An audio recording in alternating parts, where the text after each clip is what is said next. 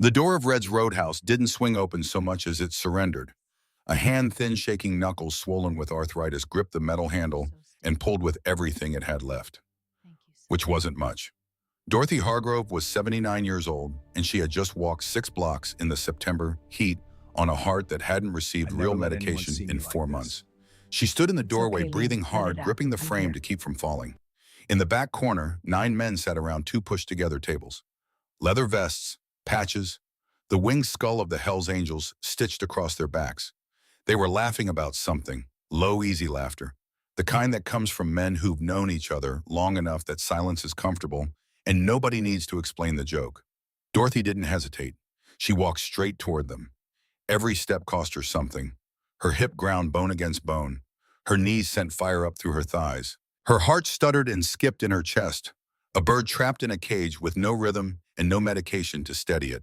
But she kept walking, because she had nowhere else to go, no one else to ask. And 191 days of silence had finally become heavier than fear. She stopped at the edge of their table. The largest man looked up. His name was Garrett Kane. Most people called him Axel. 54 years old, hands the size of dinner plates, gray streaking through a thick beard. He had buried his own mother in a care facility 6 years ago, found by a janitor, dead for 2 days before anyone checked. He carried that weight every single day of his life. Dorothy's voice came out barely above a whisper. "Please, I need help. My caregiver told me to stay quiet, but I can't anymore." The laughter died. 9 pairs of eyes turned toward this woman standing before them like she had crossed a desert to reach water. Axel stood immediately, 6'5", every inch of him moving with a gentleness that contradicted everything about his size. "Ma'am, sit down. Take my seat." The other bikers shifted without a word. They formed a wall around the booth, a barrier between this trembling woman and the rest of the world. Dorothy sank into the vinyl seat. Her hands wouldn't stop shaking. She pressed them flat on the table, willing them to be still. But they refused. They had been shaking for 7 months. They had forgotten how to stop. Axel knelt beside the booth so his eyes were level with hers. "I'm Axel. These are my brothers. You're safe here. Tell me what happened." Dorothy looked at him, looked at all of them, leather and tattoos and scars and patches that most people cross the street to avoid. Everything about these men should have terrified her, but their eyes were kind, and Dorothy Hargrove had spent 79 years learning to read eyes. She opened her mouth to speak, and the weight of 191 days began to pour out. The rain had stopped by the time they lowered Thomas into the ground. Dorothy stood at the graveside under the sky the color of old pewter, holding a folded American flag against her chest.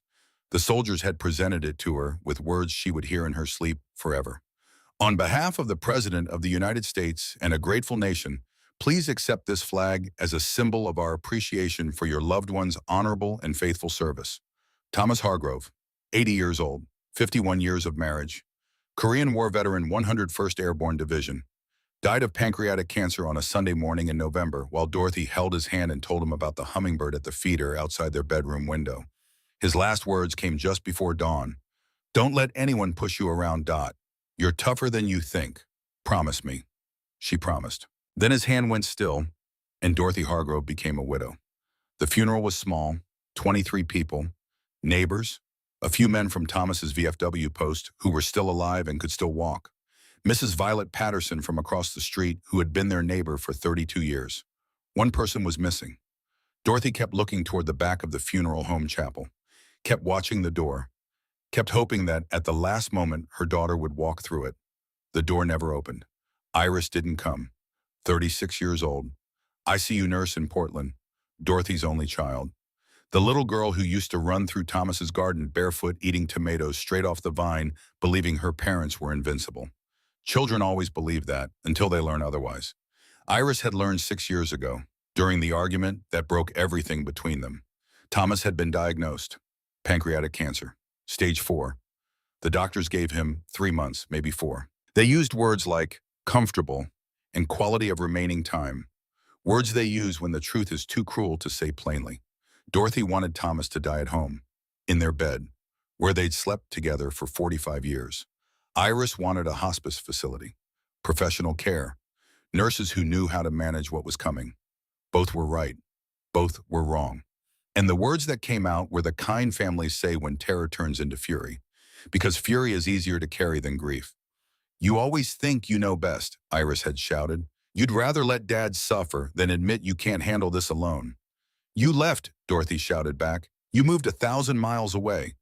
You don't get to come back now and tell me how to care for my own husband. Iris packed her bags that night, left before sunrise, did not return for the funeral. Let that sit for a moment. Did not return for her own father's funeral. Dorothy told herself she didn't care. Told herself a daughter who would abandon her dying father didn't deserve forgiveness. But late at night, when the house was empty and Thomas's chair sat untouched and the silence was so heavy she could feel it pressing on her chest, she thought about Iris as a little girl, catching fireflies in a mason jar, running through the garden, laughing with a mouthful of tomato. Those were the nights Dorothy cried until she couldn't breathe. Now standing at the graveside while they folded Thomas into the earth, Dorothy watched the empty spaces where her daughter should have been standing. 23 people came to say goodbye to Thomas Hargrove. The 24th never showed. The first month after Thomas died was a slow collapse. Dorothy woke every morning and reached across the bed. Her hand found cold sheets, empty space, the shape of absence. She cooked breakfast for one person after 51 years of cooking for two. Scrambled eggs that she scraped into the trash because eating alone felt like swallowing stones. The house on Sycamore Lane felt enormous. Every room echoed. Every floorboard creaked with accusation. The silence wasn't just the absence of sound. It was a physical thing, a weight that pressed down on her shoulders and grew heavier with every sunrise. Thomas had managed the medications. He'd set out her pills every morning in a little blue dish. Metoprolol for her arrhythmia. Baby aspirin, vitamin D. Without him, Dorothy forgot. She'd find the bottles 3 days later and panic. Had she taken them? She couldn't remember. Her heart would skip and flutter in her chest and she'd sit very still, willing it to calm. The car sat in the garage. Thomas had always driven. Dorothy had her license, but she hadn't driven in years. The idea of backing out of the driveway, navigating traffic, remembering which pedal was which, exhausted her before she even tried. Doctor appointments went unmade. Groceries ran low. Bills piled up on the kitchen counter. Mrs. Patterson noticed. She came by on a Tuesday afternoon in early December, knocked on the door, let herself in when Dorothy didn't answer fast enough. She found Dorothy standing in the middle of the kitchen, staring at the coffee maker, like she'd forgotten what it was for. Dorothy, Mrs. Patterson's voice was gentle. Careful, the way you speak to someone standing on the edge of a cliff. How long have you been standing here? Dorothy blinked, looked around as if seeing the kitchen for the first time. I was going to make coffee. Thomas always made the coffee. I can't remember how he did it. Mrs. Patterson made the coffee, sat Dorothy down at the kitchen table, held her hand while Dorothy cried. You need help, honey. You can't do this alone. I'm fine, Dorothy said. The lie tasted bitter. Thomas took care of himself until the very end. So will I. Thomas had you, Mrs. Patterson said quietly. Who do you have? The question hung in the air. Dorothy didn't have an answer. December 8th, the fall happened at 3 in the morning. Dorothy woke needing the bathroom, swung her legs out of bed, stood too fast. The world tilted. Her knees buckled. She went down hard, hip cracking against the tile floor, head bouncing off the edge of the tub. Pain exploded white and hot behind her eyes. She tried to get up, couldn't. Her hips screamed, her head throbbed. The room spun in nauseating circles.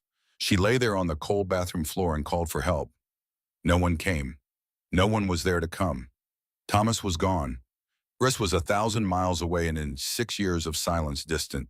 The neighbors were asleep. Her voice couldn't carry through walls. 6 hours she lay there. 6 hours on a bathroom floor watching the sky outside the window change from black to gray to pale blue. 6 hours feeling her body betray her. 6 hours understanding with perfect clarity what the rest of her life was going to look like. At 9 in the morning, she managed to roll onto her side, crawl to the bedroom, pull herself up using the bed frame. Every movement was agony. She made it to the phone, called Mrs. Patterson. I fell, she said when Mrs. Patterson answered. Her voice came out small, ashamed. I'm okay. I think I need some help. Mrs. Patterson was there in 8 minutes. She found Dorothy sitting on the edge of the bed, fully dressed, makeup applied with a shaking hand, trying to look normal, trying to look fine. The bruise on her temple said otherwise. We're going to the hospital, Mrs. Patterson said. I don't need the hospital. Dorothy, I'm fine. You are not fine. You haven't been fine since Thomas died, And I have watched you disappear into this house for a month, and I am not watching you die on a bathroom floor because you're too stubborn to ask for help. They went to the hospital. Mild concussion, severe bruising to the hip, no fractures. Lucky, the doctor said. You live alone? The doctor asked. Dorothy nodded. Any family nearby? Dorothy thought about Iris, thought about 6 years of silence, thought about a daughter who didn't come to her own father's funeral. No, she said. The doctor made a note on his clipboard. Mrs. Hargrove, at your age, living alone after a fall like this is dangerous. Have you considered hiring help, a caregiver, even part-time? Dorothy looked at her hands, liver spotted, trembling slightly. When had they started looking so old? I'll think about it, she said. She didn't want to think about it, didn't want to admit she needed someone, didn't want to let a stranger into the home she'd shared with Thomas for 51 years. But that night, lying in bed staring at the ceiling, listening to the house settle and creak around her, Dorothy made a decision. The most dangerous decision of her life, though she didn't know it yet. January 3rd, Dorothy called the agency on a Monday. Her hands shook as she dialed. Asking for help felt like admitting Thomas was really gone, like admitting she really couldn't do this alone. Sunrise Senior Care, how may I help you? The voice on the other end was young, cheerful, so cheerful it made Dorothy's teeth hurt. I need someone to help me at home. Of course, we have wonderful caregivers available. Can I get some basic information from you? Dorothy answered the questions. Her age, her address, her medical conditions, whether she needed full-time or part-time care. The voice stayed cheerful throughout. I have the perfect person for you, Mrs. Hargrove. Her name is Valerie Brooks. She's one of our most experienced caregivers. Certified, wonderful references, very compassionate. She can start as early as this Monday if that works for you. Monday was 3 days away. Dorothy thought about the bathroom floor, about 6 hours of cold tile and no one coming. Monday is fine, she said. Excellent. Valerie will be there at 8 a.m. You're going to love her, Mrs. Hargrove. She's just wonderful. Dorothy hung up the phone. She sat at the kitchen table and stared at Thomas's empty chair. I'm hiring someone, she said to the chair, to the ghost of the man who used to sit there. Just for a little while, just until I'm steadier on my feet. The chair didn't answer, but Dorothy could hear Thomas's voice anyway, could hear what he would have said. Do what you need to do, Dot. Just be careful. Some people aren't what they seem. She should have listened to that voice. She should have been more careful. The doorbell rang at exactly 8 o'clock. Dorothy had been awake since 5. She'd cleaned the house, changed the sheets in the spare bedroom, even though Valerie wouldn't be staying overnight. Made coffee. Put on her good cardigan, the blue one Thomas had given her their last Christmas together. She wanted to make a good impression. She opened the door. Valerie Brooks stood on the porch smiling, 37 years old, blonde hair pulled back in a neat bun, light blue scrubs that looked freshly pressed, a canvas bag over one shoulder, warm brown eyes that crinkled at the corners when she smiled. She looked kind. She looked safe. She looked like everything Dorothy needed. Mrs. Hargrove? The voice matched the smile. Gentle. Warm. I'm Valerie. It's so wonderful to meet you. She extended her hand. Dorothy took it. And just like that, the trap closed. Though Dorothy wouldn't understand that for another month. Wouldn't see the bars of the cage until she was already locked inside. For now, she just felt relief. Relief that she wasn't alone anymore. Relief that help had arrived. Relief that maybe finally things were going to get easier. She stepped aside to let Valerie in. Please, Dorothy said, come in. Would you like some coffee? I'd love some, Valerie said, and her smile never wavered. The first month was everything Dorothy had hoped for. Valerie arrived every morning at 8. She made breakfast. Scrambled eggs exactly the way Dorothy liked them, soft and slightly runny. Wheat toast with strawberry jam. Coffee that was never too hot and never too cold. She helped with the laundry, with the cleaning, with organizing the pills that Dorothy kept forgetting to take. She drove Dorothy to her doctor's appointments, sat in the waiting room with a magazine patient and calm, helped Dorothy remember the questions she wanted to ask. She asked about Thomas. That was the thing that got through Dorothy's defenses. That was the key that opened the lock. Valerie wanted to see the photo albums. They sat on the couch together, Dorothy turning pages, Valerie listening, really listening. Not the polite half attention and most people give when elderly folks talk about the past. Real attention. Tell me about this one, Valerie would say, pointing to a photograph. And Dorothy would talk. About Thomas in his uniform, 23 years old, fresh back from Korea with nightmares that would wake him screaming for decades. About their wedding, small ceremony, City Hall, Dorothy in a cream-colored dress she'd sewn herself. About the garden Thomas built the year he retired, tomatoes and squash and bell peppers.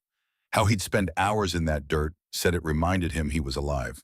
About Iris as a little girl, running barefoot, eating tomatoes straight off the vine.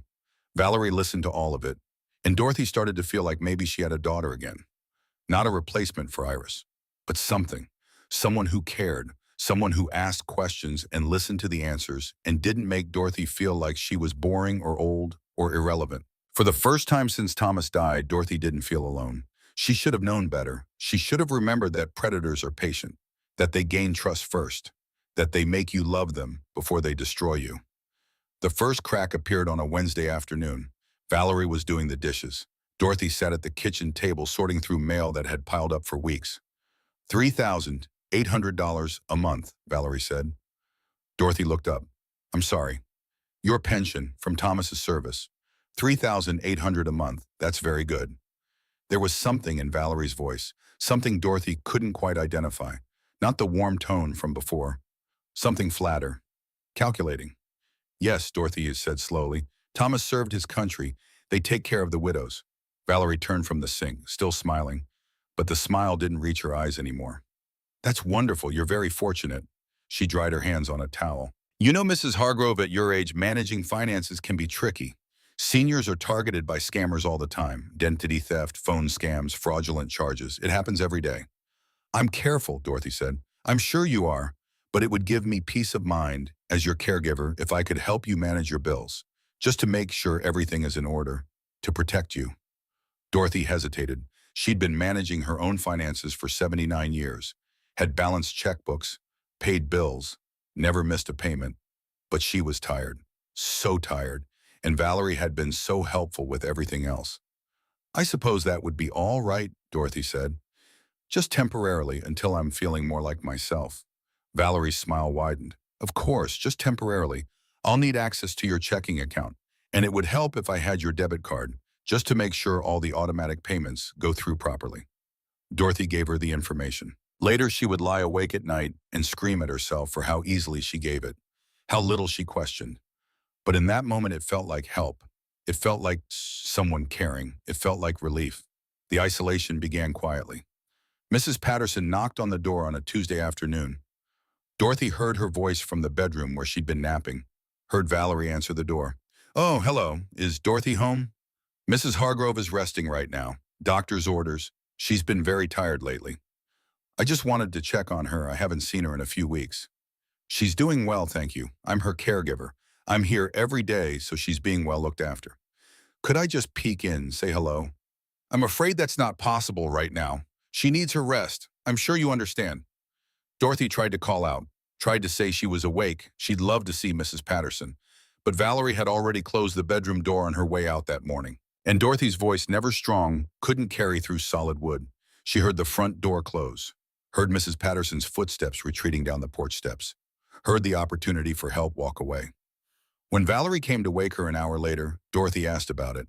Did someone come by? Valerie was arranging Dorothy's pills on the nightstand. Didn't look up. I thought I heard the doorbell. Oh, yes, your neighbor, Mrs. Patterson. I think I told her you were resting. She understood. I'd like to see her. She's been my friend for 30 years. Valerie finally looked up. Her expression was kind, patient, the way you'd look at a confused child. Mrs. Hargrove, you need your rest. The doctor was very clear about that. Too much excitement isn't good for your heart. I don't remember the doctor saying that. You were very tired during the appointment. You may not remember everything he said, but I was there. I heard him. And I'm responsible for your care. There was something in her voice, something that wasn't quite a threat, but wasn't quite kindness either. Dorothy didn't argue. She took her pills, and she didn't ask about Mrs. Patterson again. The phone number changed in early February. Dorothy discovered it when she tried to call the electric company about a bill she didn't understand. She dialed her own number from Valerie's cell phone just to check something. A recorded voice. The number you have dialed has been disconnected or is no longer in service. Valerie. Dorothy's voice came out higher than she intended. Frightened. Something's wrong with the phone. Valerie didn't look up from the magazine she was reading. I changed it. The spam calls were out of control. You were getting 10, 15 calls a day. Scammers pretending to be the IRS, Medicare, all of it. I got you a new number, much more secure. But people won't be able to reach me. What people, Mrs. Hargrove? The question hung in the air. What people? Not Iris. They hadn't spoken in 6 years. Not Mrs. Patterson. Valerie had already turned her away at the door. Not the neighbors. Most of them were elderly themselves, and Dorothy hadn't been close with any of them except Mrs. Patterson. Who was left? I don't know, Dorothy admitted. Exactly, Valerie said, and went back to her magazine. Dorothy sat very still. Something was wrong. She couldn't articulate what. Couldn't point to any one thing and say, there, that's the problem. But wrong was settling into her bones like cold. It happened over a credit card statement. Dorothy had been going through the mail, a habit from 51 years of marriage. She and Thomas had always reviewed the bills together at the kitchen table. She opened the Visa statement. Her eyes caught on a line item, Nordstrom, $8,600. She blinked, read it again. $8,600 at Nordstrom. Dorothy hadn't been to Nordstrom in her entire life. Couldn't afford to shop there.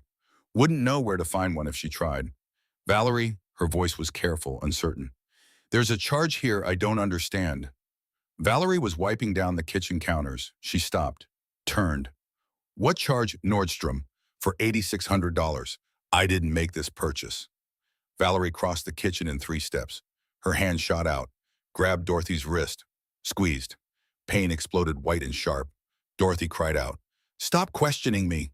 Valerie's voice was flat, cold. All the warmth gone like it had never existed. I handle the finances. That's what you asked me to do. Remember, you're hurting me. Valerie squeezed harder, her fingers pressed into the thin skin of Dorothy's wrist, into the bone beneath. I'm protecting you from scammers, from confusion, from yourself. Do you understand? Dorothy couldn't breathe, couldn't think past the pain. Do you understand? Yes, Dorothy whispered. Valerie let go. Dorothy's wrist throbbed. Already she could see bruises forming, 5 distinct marks where fingers had pressed. Valerie went back to wiping the counter, as if nothing had happened. I'll look into that charge, she said. Her voice was light again. Pleasant. I'm sure it's just a billing error. Don't worry about it. Dorothy sat very still at the kitchen table, stared at her wrist, at the fingerprints blooming purple and yellow on her skin, and understood with perfect clarity that she had made a terrible mistake. I need you to sign something. Valerie placed a document on the kitchen table. Official looking. Multiple pages. Small print. What is it? Power of attorney. It's just a formality. For emergencies. Dorothy picked up the paper, tried to read it. The words swam. Her reading glasses were in the bedroom, and she was so tired. I don't understand. Why do you need this? Valerie sat down across from her, took Dorothy's hands. Gentle now. The violence from 2 weeks ago might never have happened. Mrs. Hargrove, Dorothy, what if something happens to you? What if you have a medical emergency and you can't make decisions for yourself? Someone needs to be able to act on your behalf. I'm here every day. I know your medical history. I know what you'd want. It just makes sense. Iris is my medical power of attorney. We set that up years ago. Iris, Valerie's voice was soft, pitying. Iris hasn't called in 6 years. Iris didn't come to Thomas's funeral. Do you really think Iris would come if you had an emergency? The words landed like physical blows, because they were true. All of them. I suppose you're right. I'm not trying to hurt you. I'm trying to help you. You know that, right? Dorothy wanted to believe it, desperately wanted to believe it, even though the bruises on her wrist were still fading. Even though something in her gut was screaming that this was wrong, she picked up the pen. She signed, and Valerie smiled. Dorothy noticed the pills looked different in early April. She'd been taking metoprolol for her arrhythmia for 15 years. Knew them by heart. Small, round pink. The pills in the bottle now were white, oval, completely different. Valerie, she held up the bottle. These don't look right. Valerie barely glanced up from her phone. New manufacturer, same medication, happens all the time. Are you sure they look completely different? Mrs. Hargrove, a warning in the voice now. I pick up your prescriptions from the pharmacy every month. I know what I'm doing. Do you trust me or not? The question felt like a trap. Say no and risk. What, more bruises, more coldness, more isolation? Say yes and swallow pills that didn't look right. Dorothy said yes. She swallowed the pills. And her heart, already struggling, began to deteriorate in ways she couldn't understand. She grew more tired, more short of breath. Her heart would race for no reason, then slow to a crawl. Skip beats, flutter like a bird dying in her chest. She attributed it to grief, to age, to the general collapse of a body that had been alive for 79 years. It never occurred to her that someone was actively making her worse, that someone was withholding the medication keeping her alive, that someone was very slowly, very methodically killing her. Dorothy woke one morning to use the bathroom. 3 a.m. dark, the house silent except for the settling of old wood and the hum of the refrigerator downstairs. She swung her legs out of bed, stood, walked to her bedroom door, turned the handle. The door didn't open. She tried again, rattled the handle, pulled. Nothing. Locked from the outside. Panic rose in her throat like bile. She pounded on the door. Valerie. Valerie, the door won't open, Valerie. No response. She pounded harder, her heart racing now, skipping, the arrhythmia that had been getting worse. Valerie, please. Finally, after what felt like hours but was probably 3 minutes, she heard footsteps. The sound of a key in a lock. The door opened. Valerie stood there in pajamas, hair down, face carefully arranged into concern. Mrs. Hargrove, what's wrong? The door was locked. I couldn't get out. You were wandering again. Last night I found you in the kitchen at 2 in the morning. You didn't remember getting out of bed. This is for your safety. I wasn't wandering. I've never wandered. I just needed the bathroom. Your memory is failing, Dorothy. That's exactly why I installed this lock. To keep you safe. Dorothy stared at her, at this woman standing in her hallway, in her house, with a key to her bedroom door. You can't lock me in, Dorothy said. Her voice came out smaller than she intended. This is my house, and I'm responsible for your safety. If you fall in the middle of the night, if you hurt yourself while I'm sleeping, that's on me. I'm not taking that risk. I want you to remove the lock. Valerie's expression didn't change, but something shifted in her eyes, something cold and final. I'm afraid I can't do that. Now it's late. You should get back to bed. She stood in the doorway, waiting. Dorothy had no choice but to retreat, to get back into bed, to lie there rigid with fury and fear, and listen to the door close. Listen to the key turn in the lock. Listen to the sound of her own imprisonment. Every night from then on, the same ritual. The door closing, the key turning, the knowledge that she was trapped, that she couldn't leave her own bedroom without permission, that she was a prisoner in the house she'd lived in for 51 years. Valerie left the house at 10 in the morning. I'm running errands. I'll be back by 2. Don't answer the door. Don't answer the phone. Just rest. Dorothy waited until the car pulled out of the driveway. Then she moved. She hadn't been to the garage in months. Valerie had said it was too dangerous. The concrete was uneven. Dorothy would fall and break a hip. But Dorothy needed something. She needed to hold something Thomas had touched. She needed to feel close to him. His toolbox was in the garage, red metal, dented from years of use. Inside tools he'd collected over a lifetime, each one worn smooth by his hands. She found the toolbox. She sat on the cold concrete floor and opened it, ran her fingers over the screwdrivers and wrenches and the small level he'd used to hang every picture in their house perfectly straight. Tears ran down her face. I need help, Thomas. I don't know what to do. I don't know how to get out of this. The tools didn't answer, but behind the toolbox, pushed into the corner barely visible, were shopping bags. 6 of them. Dorothy's breath caught. She pulled them out, opened the first one. Chanel purse. Tag still attached. Receipt folded at the bottom. $9,100. Her hands shook as she opened the second bag. Prada. $7,400. The third. Louis Vuitton. $6,200. Plane tickets to Cancun. $6,200 for round-trip airfare and a beachfront hotel. Dorothy had never been to Mexico, had never left California since Thomas died. Car payment statements. $14,000 over 6 months for a Range Rover. Dorothy drove a 2009 Honda Accord. Or she used to before Valerie said the DMV required retesting and that Dorothy had failed. Dorothy had never taken any test. ATM withdrawal receipts. Cash.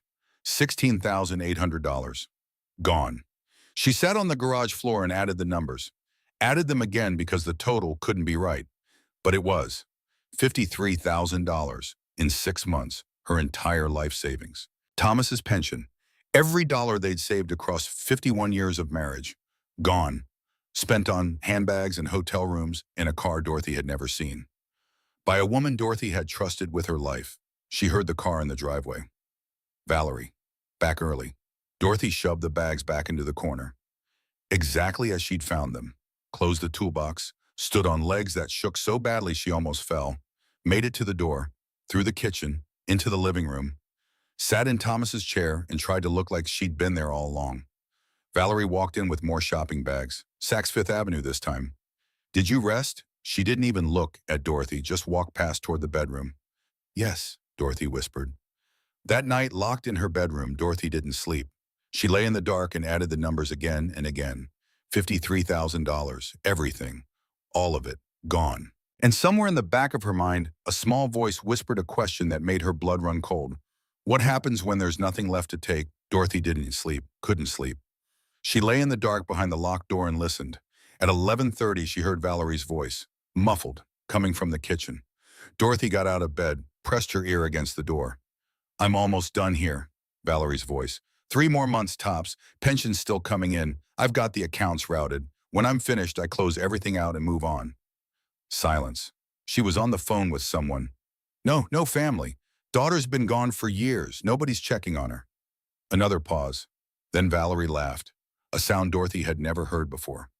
Cold, empty. She's perfect. Dorothy stepped back from the door. Her heart was pounding, racing, skipping beats in a way that made her vision blur at the edges. 3 more months. Close everything out. Move on. She understood what that meant. She understood perfectly. Valerie wasn't just going to take her money. Valerie was going to let her die. Was going to let her heart, unmedicated and failing, simply stop. Was going to let Dorothy die alone in this house. Would call 911. Would put on a concerned voice.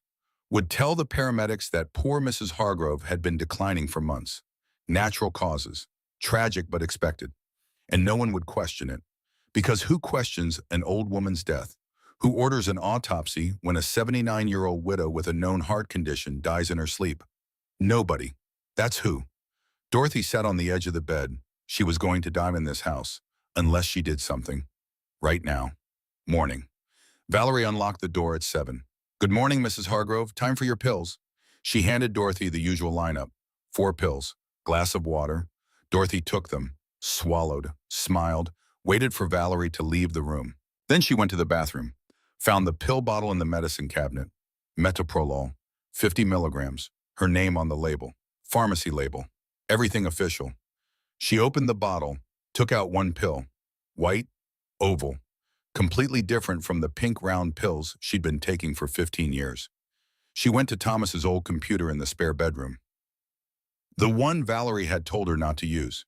The internet is full of scams targeting seniors. She turned it on, Googled the markings on the pill, the letters and numbers stamped into the white surface. The results loaded. Generic multivitamin, store brand, $4.99 for bottle of 200. Dorothy stared at the screen. Read it again. Multivitamin, not metoprolol, not heart medication. For how long? She tried to remember when the pills had changed. April, March, 4 months, maybe 5. For 4 months, Valerie had been feeding her vitamins instead of heart medication. For 4 months, Dorothy's arrhythmia had been uncontrolled, her blood pressure unmanaged. For 4 months, every morning could have been her last. Her heart could have stopped at any moment. Still could. She went to Valerie's bathroom, the one Valerie had claimed as hers, off limits to Dorothy, opened the medicine cabinet, and there they were. Prescription bottles. 4 of them. All with Dorothy's name. Metoprolol, the real kind, pink and round, unopened. 4 months of refills, unopened. Valerie had been picking up the prescriptions from the pharmacy, had been bringing them home, had been keeping the real medication for herself and giving Dorothy placebos. Dorothy sat on the bathroom floor and understood something with perfect, horrible clarity. This wasn't just theft. This was murder. Slow, methodical, carefully planned. Valerie was going to let her heart fail, was going to let her die, was going to walk away clean with $53,000 and a dead woman who couldn't testify. Dorothy went back to her bedroom, found Thomas's old cassette recorder, the one he'd used to record audio letters during his deployment to Korea. Small, gray, ancient, battery compartment held together with tape. She tested it, pressed record, pressed stop. The mechanism clicked, still worked.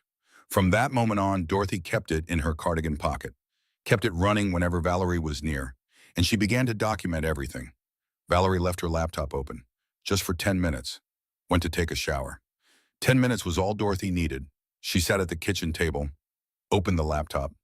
The password was already entered. Screen unlocked. She clicked on Documents, found a file labeled Clients, opened it, and there in neat rows were names: Margaret Sullivan, 82, Phoenix, Arizona. Status closed, 2022. Total $62,000. Robert Kim, 77, San Diego, California. Status closed, 2023. Total $51,000. Dorothy Hargrove, 79, Bakersfield, California. Status active. Current total $53,000. Target $55,000. Estimated close August 2024. Dorothy's vision went gray at the edges. She clicked back to the browser. Googled it: Margaret Sullivan, Phoenix obituary. Found it immediately. Margaret Sullivan, 82, of Phoenix, died peacefully at home on March 15, 2022, of heart failure. She is survived by her daughter, Patricia Sullivan Gray, and 2 grandchildren. She Googled Robert Kim. Robert Kim, 77, passed away suddenly on June 8, 2023. Cause of death: cardiac arrest. He is survived by his son, Daniel Kim. Heart failure, cardiac arrest, both dead, both marked closed in Valerie's planner, both with dollar amounts next to their names. Dorothy was named number 3, and she would be marked closed too. By August, 3 more months, unless she did something, right now. She heard the shower turn off, closed the laptop, went back to Thomas's chair, sat very still, and began to plan. Dorothy kept the cassette recorder in her cardigan pocket, kept it running whenever Valerie was in the room. Day 189 morning. Valerie brought the pills. I don't want to take them anymore, Dorothy said. Excuse me, the pills. I don't think they're helping. Valerie's expression went cold. Mrs. Hargrove, these pills are the only thing keeping your heart beating. Without them, your heart could just stop. Is that what you want? Dorothy pressed record in her pocket. I want to understand. Stop asking questions. Take the pills, or I can arrange for you to go to a facility where nurses will force you to take them. Is that what you want? No. Then take them. Dorothy took them. The recorder captured it all. Day 190 afternoon. Dorothy asked about the credit card charges again. Valerie grabbed her wrist, the same wrist she'd bruised before, squeezed until Dorothy cried out, "If you bring up the money one more time, I swear to God you'll regret it." The recorder got that too. Day 191 night. Dorothy lay in bed behind the locked door, listened to Valerie moving through the house, heard her voice on the phone again. 3 more months, maybe less. She's barely functioning half the time. When it's done, I'm thinking Florida next. You got any leads? Dorothy pressed the recorder against the door. Got every word. When she played it back later, Valerie's voice was crystal clear. Evidence, real undeniable evidence. Not bruises that could be explained away. Not the word of a confused old woman against a licensed professional. A voice on tape, threatening, planning, confessing. Dorothy had her weapon. Now she just needed the courage to use it. Dorothy sat on her bed, in her hands the cassette recorder, a Polaroid camera she'd found in the closet, Thomas's wedding photo. She'd used the Polaroid to photograph Valerie's laptop screen. The planner with 3 names: Margaret, Robert, Dorothy, 3 photos still developing, 3 pieces of evidence. 3 reasons to fight. She wrote a note on a piece of paper torn from an old notebook. If I don't return, Valerie Brooks is killing me. Check her laptop. Check the garage for receipts. Check my real medications in her bathroom. She replaced my heart pills with vitamins. She's done this before. Margaret Sullivan, Robert Kim, both dead. I won't be next. She folded the note, hid it under the sofa cushion in the living room. Somewhere Valerie wouldn't look. Somewhere it would be found, eventually, if the worst happened. Then she packed a small purse, the cassette recorder, the Polaroid photos, the wedding photo with Thomas, the garage receipts she'd managed to steal and hide, everything she needed. Tomorrow morning when Valerie left for her errands, Dorothy was going to walk out that front door, was going to walk 6 blocks, was going to Red's Roadhouse, was going to ask 9 strangers for help. She remembered Thomas talking about them. Years ago, the motorcycle club, Hell's Angels, the men who helped veterans when the VA failed them. Sometimes the most dangerous-looking men are the safest people in the room, Thomas had said. Dorothy had to believe he was right, had to believe that somewhere in this world there were people who would see an old woman with bruises on her wrists and choose to help instead of look away.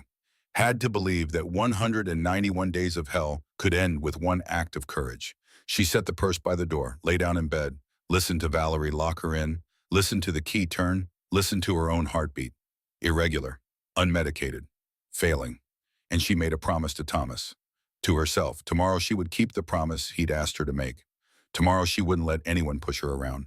Tomorrow she would fight, even if it killed her. Day 192, 8:15 in the morning. Valerie stood in the doorway of Dorothy's bedroom, keys jingling in her hand. The sound Dorothy had learned to hate, the sound of captivity disguised as care. "I'm going grocery shopping."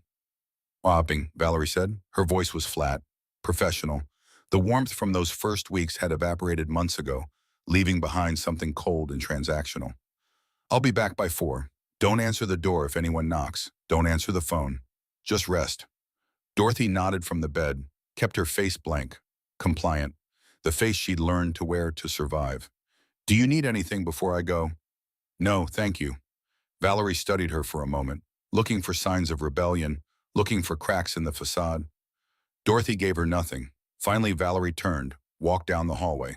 Dorothy heard her footsteps on the stairs, heard the front door open and close, heard the car start in the driveway, heard the sound of freedom pulling away. She counted to 60 in her head, slow, deliberate, making sure Valerie was really gone and not coming back for something she'd forgotten. Then she moved. Every movement cost her. Her body had deteriorated over 7 months of stress and inadequate medication. But adrenaline was a powerful thing. It pushed her out of bed, pushed her to the closet where she'd hidden the small purse yesterday. She pulled out Thomas's blue cardigan, the last gift he'd given her, their final Christmas together. She put it on, buttoned it with shaking fingers. The purse went over her shoulder, heavy with evidence, heavy with hope. She walked downstairs, each step deliberate, each step taking her closer to either salvation or the last mistake she'd ever make. At the bottom of the stairs, she stopped, looked at the living room, the house she'd shared with Thomas for 51 years, the sofa where they'd watched television together every evening, his chair still sitting in the corner empty for 8 months. She thought about the note hidden under the sofa cushion. If she didn't come back, someone would find it. Eventually, maybe. If she did come back, she could destroy it. Either way, she'd tried. Dorothy opened the front door, stepped outside, and for the first time in 7 months, felt sunlight on her face. The warmth hit her like a physical force. She'd forgotten. Valerie kept the curtains drawn, said the light hurt Dorothy's eyes, said she needed rest in the dark. The truth was simpler. People who are hidden don't get rescued. Dorothy stood on her porch and breathed. Then she started walking. 6 blocks to Red's Roadhouse. 6 blocks between captivity and freedom. 6 blocks on a heart that was running on nothing but willpower and a promise she'd made to a dead man. The first block was manageable. Dorothy's hip ached, but it always ached. Her knees protested, but they always protested. She kept moving. The second block was harder. The pain in her hips sharpened. Ground bone against bone with every step. She stopped, leaned against a fence, breathed. Her heart was racing, skipping beats. The arrhythmia that 4 months without real medication had made catastrophically worse. She thought about turning back, about crawling back to that house, about waiting for Valerie to return and pretending she'd never left. Then she thought about the planner, Margaret Sullivan, Robert Kim, both dead, both marked closed. She thought about 3 more months. She thought about Valerie's voice on the phone. "When I'm finished, I close everything out and move on." She pushed off the fence and kept walking. The third block brought dizziness. Her vision narrowed, tunneled. The world reduced to the sidewalk in front of her, and the next step, and the next. She passed Mrs. Patterson's house, thought about knocking, about asking for help. But Valerie had poisoned that well months ago. Mrs. Patterson thought Dorothy was being cared for, thought she was resting. Thought the professional caregiver had everything under control. No one would believe her now. Not without proof. And the proof was in her purse heading to 9 men she'd never met. The fourth block was agony, pure white-hot agony that radiated from her hip up through her spine. Her heart stuttered, stopped for a beat, 2 beats, then started again with a lurch that made her gasp. She stopped, bent over, hands on her knees, breathed, Just breathe, Dot. Thomas's voice in her head, clear as day. Just keep breathing and keep moving. She kept moving. The fifth block took her past the church, the one where they'd held Thomas's funeral. She could see it through the trees. Small, white. The cemetery behind it where Thomas lay under a headstone that read, "Beloved husband and father." Iris hadn't come. 6 years of silence. 6 years of distance. 6 years of a daughter who might not even know her mother was dying. Dorothy wondered if Iris would come to her funeral. Then she pushed the thought away. She wasn't dead yet. The sixth block appeared ahead. Red's Roadhouse, low building, faded paint. 9 motorcycles parked in front, chrome, catching the morning sun. Dorothy stopped. Her hand went to the purse, to the cassette recorder inside, to the evidence that would either save her or make her look like a paranoid old woman with dementia. She thought about Valerie's words. "Nobody will believe you over me." She thought about turning back. Then she thought about day 192 becoming day 193, day 200, day 250, until there were no more days, until she became the third name in Valerie's planner marked closed. Dorothy walked to the door of Red's Roadhouse, put her hand on the handle, and pulled. The door opened. Cool air rushed out, the smell of coffee and bacon and old wood. 9 men sat in the back corner, leather vests, patches, the winged skull that most people cross the street to avoid. They were laughing, easy, comfortable. The way men laugh when they've known each other long enough that words are optional. Dorothy took a step inside, then another. Every eye in the roadhouse turned toward her.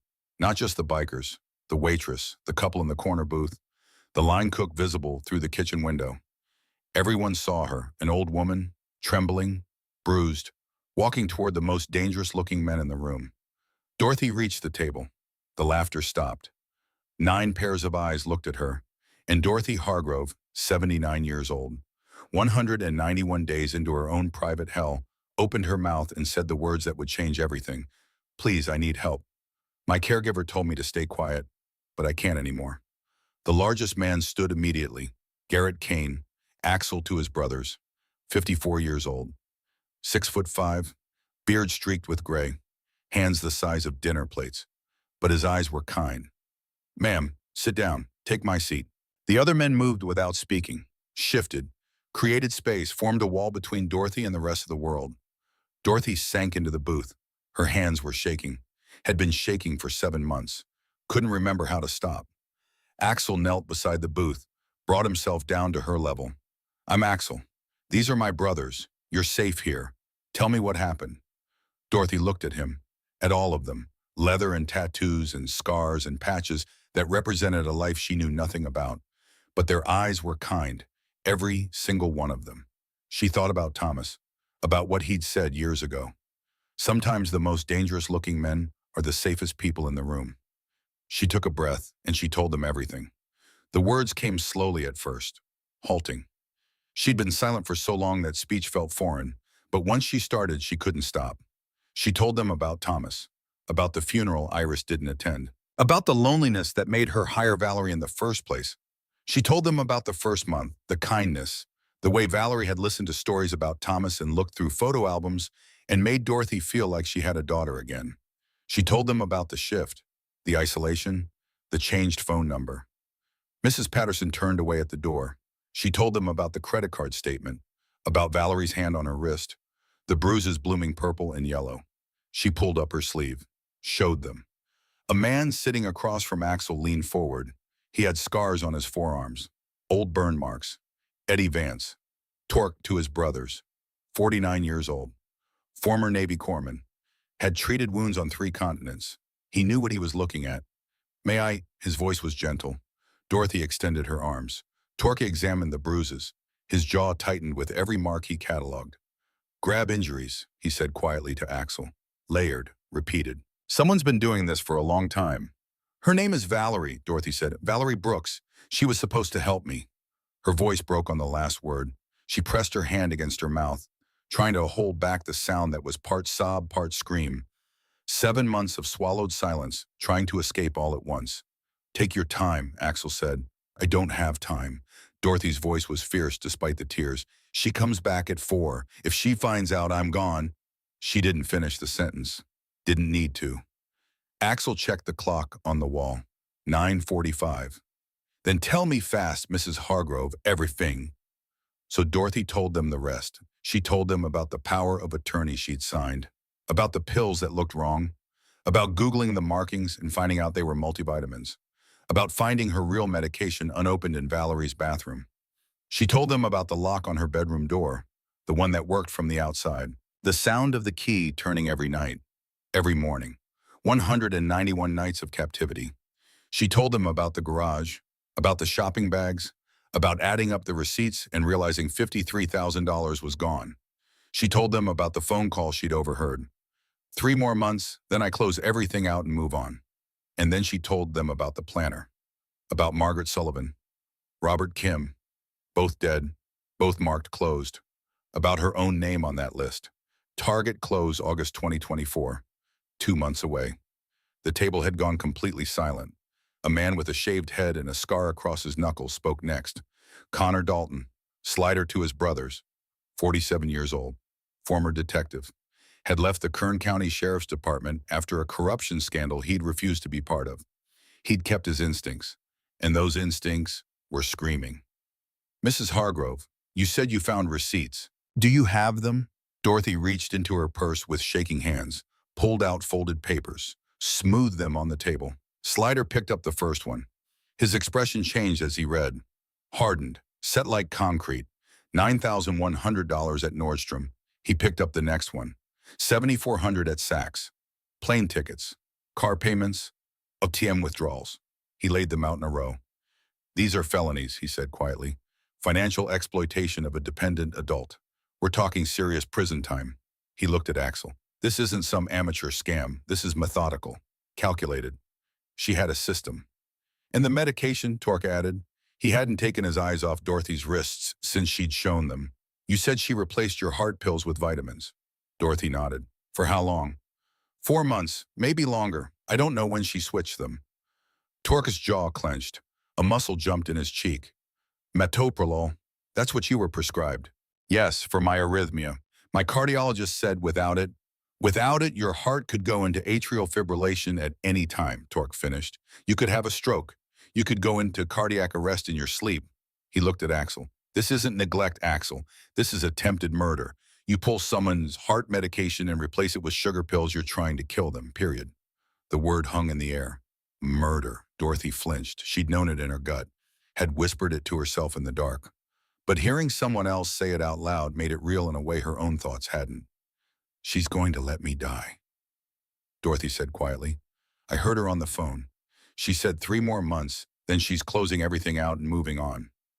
Moving on to who? Axel asked. I don't know, but she said it like she'd done it before, like I wasn't the first. Slider and Axel exchanged a look that didn't need words. You said she has a laptop, Slider said. In the spare bedroom. She's on it all the time. Door shut. Says she's doing paperwork.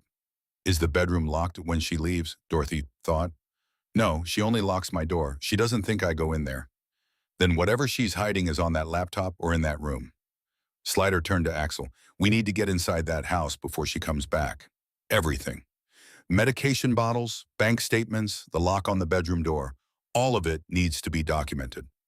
At the far end of the table, a man who had been silent through the entire conversation suddenly spoke. His name was Liam Bennett, wrenched to his brothers, 58 years old, road captain, face weathered by decades of sun and wind and choices that had left their marks. He'd been watching Dorothy with an intensity that made the other bikers uncomfortable. Mrs. Hargrove, Dorothy turned to him. Your husband, you said his name was Thomas. Thomas Hargrove, yes. And he served in Korea. Dorothy's brow creased, confused. Yes, 101st Airborne, 2 tours. He never talked about it, but it stayed with him until the day he died. Liam's hands gripped the edge of the table. His knuckles went white. What was his company? Bravo Company. He mentioned something about a battle once. I think he said a pork chop hill, Liam finished. The table went dead silent. Even the noise from the kitchen seemed to stop. Dorothy stared at him. How did you know that? Liam's voice broke. This 58-year-old man who had survived prison and decades of the hardest road a person could ride. His voice cracked open like dry wood. My father commanded that position. Sergeant William Bennett, April 1953. Artillery bombardment.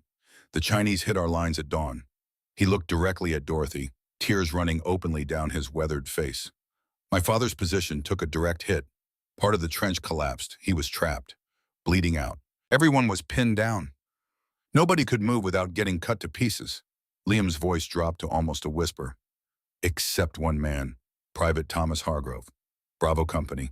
He crawled through enemy fire, dug my father out with his bare hands, carried him 400 yards to the aid station while rounds were hitting all around them. Never hesitated, never stopped.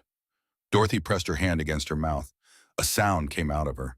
Not a word, not a cry, something deeper than both. Something that had been locked inside her for 51 years of not knowing what her husband had done in that war. He never told me, she whispered. 51 years, he never said a word. That's how men like him were, Liam said. They did what was right because it was right. Not for medals, not for recognition.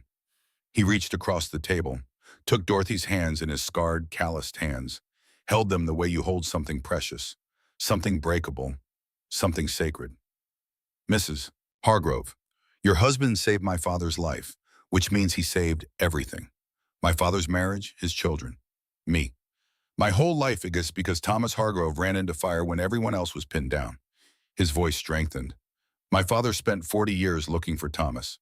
Military records were chaos after Korea. Names got lost. People disappeared. He never found him. He died 8 years ago, still telling that story, still grateful, still looking. Liam squeezed her hands gently. Mrs. Hargrove, your husband saved my father's life. I owe him a debt I can never repay. And that means right now in this diner, that debt belongs to you. He looked at Axel. This woman is under my personal protection.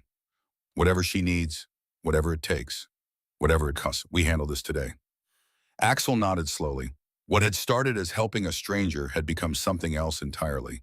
A debt that stretched across 71 years. A promise made in fire and blood on a hill in Korea. Now being called due in a California diner. Mrs. Hargrove, Axel said, we're going to your house. We're documenting everything.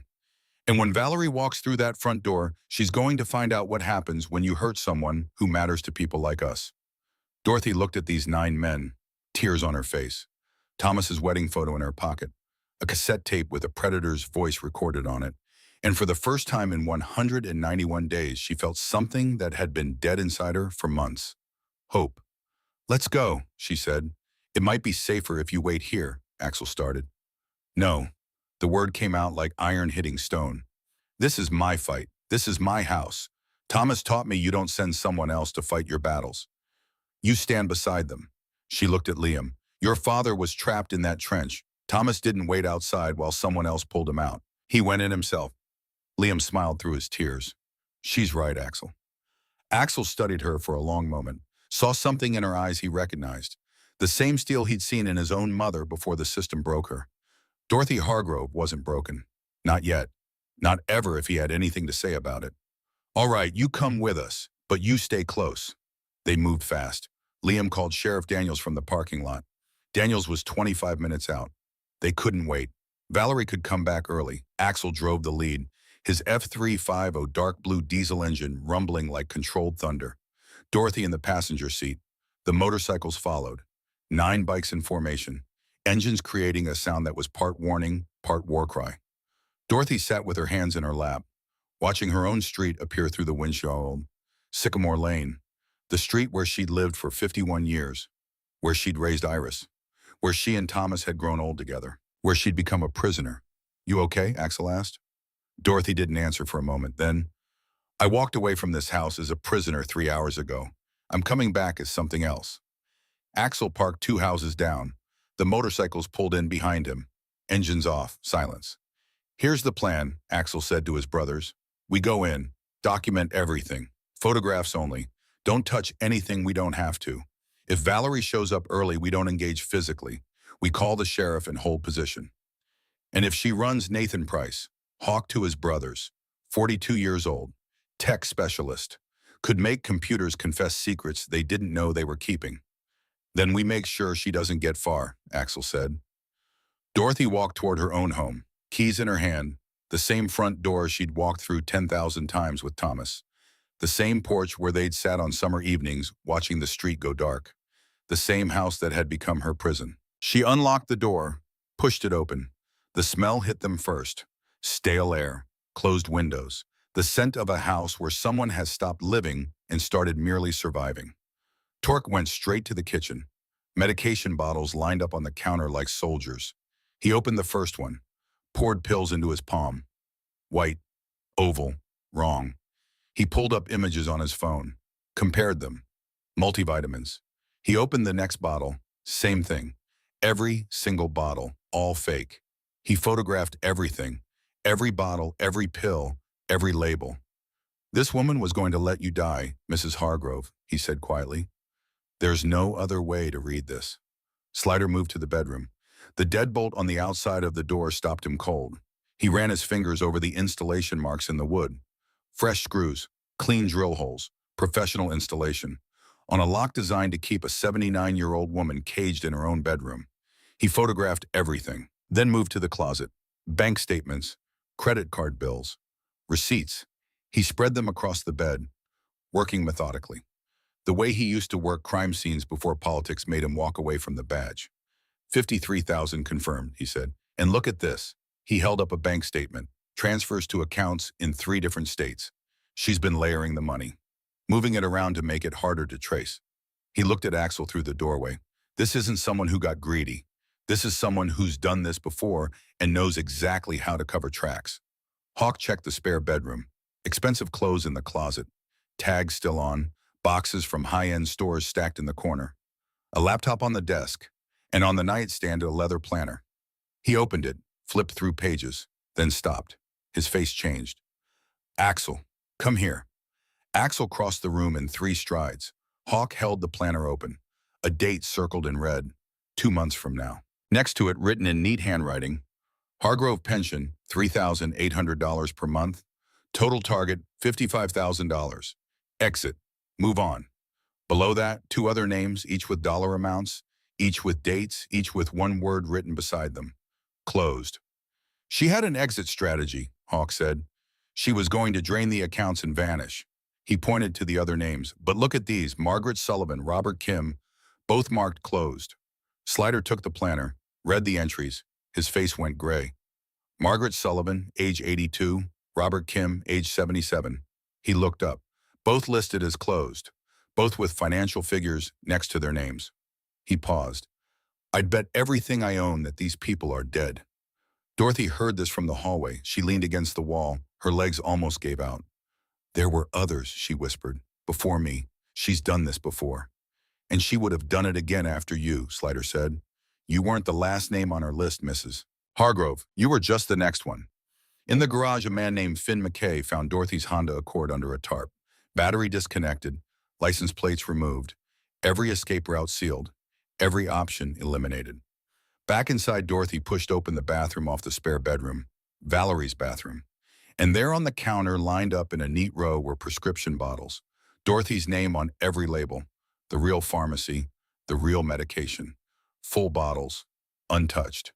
Dorothy picked one up, opened it. Pink pills, small, round, metoprolol. "She had my medication the whole time," Dorothy said. Her voice was steady now, terrifyingly steady. The kind of calm that comes after fear has burned through everything and left only certainty behind. "She watched me every single morning swallow those fake pills. She watched me get weaker. She kept my real medicine in her own bathroom like a trophy." Torque photographed the bottles, held them next to the fakes from the kitchen. Side by side, the evidence was irrefutable. 10:15, Hawk's voice cut from the living room, tight, urgent. "White Toyota Camry, turning onto Sycamore." She was early, 5 hours early. Everything moved at once. Axel took command. Roach Finn back door, Slider front.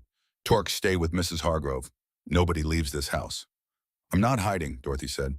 Axel looked at Liam. Liam shook his head. "Let her, she's earned this." The Camry pulled into the driveway. Through the window, they watched Valerie step out, shopping bags in hand. Saks Fifth Avenue. More purchases made with a dead man's pension. A dying woman's savings. The front door opened. Valerie stepped inside, took 2 steps, and stopped. 9 men in leather vests stood in her living room, the winged skull on every back. And in the center of them, Dorothy Hargrove, standing straight, eyes clear, not trembling, Not anymore. Valerie's shopping bags hit the floor. What? Who are you? What is this? We're friends of Mrs. Hargrove, Axel said. Valerie's eyes darted. Dorothy. The bikers. The door behind her where Slider stood blocking her exit. The professional mask slid into place. Fast. Practiced. Automatic. I don't know what's happening, but you need to leave. This is my client's home. I'm her licensed caregiver, and I'm responsible for your client. Torque held up the medication bottles. Real and fake side by side. The one whose heart medication you replaced with multivitamins. The mask flickered, just for a second. Those are her prescriptions. I was a Navy corpsman. I know the difference between metoprolol and a store-brand vitamin. Her real medication is in your bathroom. You kept her sick on purpose. Valerie stepped backward. She's confused. That's why $53,000. Slider fanned the bank statements across the table. Stolen from a 79-year-old widow in 6 months. Nordstrom Sachs Tiffany's plane tickets, a Range Rover. All on her accounts. She authorized those purchases. She asked me to. Did she ask you to lock her in her own bedroom? Axel pointed to the deadbolt. Outside lock. Key operated. You imprisoned this woman in her own home. That was for her safety. She wanders. She could. And Margaret Sullivan. Slider held up the leather planner. Did she wander too? Every drop of color drained from Valerie's face. Her mouth opened, closed, opened again. No sound came out. Robert Kim, Slider continued, your other clients, the ones marked closed, same financial pattern, same timeline, same result, except they're dead. Valerie's mask didn't just crack, it shattered. Something ugly and desperate crawled across her face. You don't know what you're talking about. Those people were old, they were sick, they died of. Then you won't mind explaining that to the sheriff. He's on his way. Valerie bolted, not toward the front where Slider stood, not toward the back where Finn and another biker waited. She ran for the kitchen, the side door to the garage. But Dorothy was standing in her path. 5'3", 79 years old, arthritic, heart condition, a widow who had survived 191 days of captivity in her own home. Standing in the kitchen where this woman had grabbed her wrists and withheld her medication and told her she was worthless and crazy and old. Get out of my way. Valerie's voice was a snarl. No pretense left, no warmth, no mask, just the animal underneath. You stupid old woman, you have no idea what you've. I know exactly what I've done, Dorothy said. Her voice did not shake, not even slightly. I asked for help.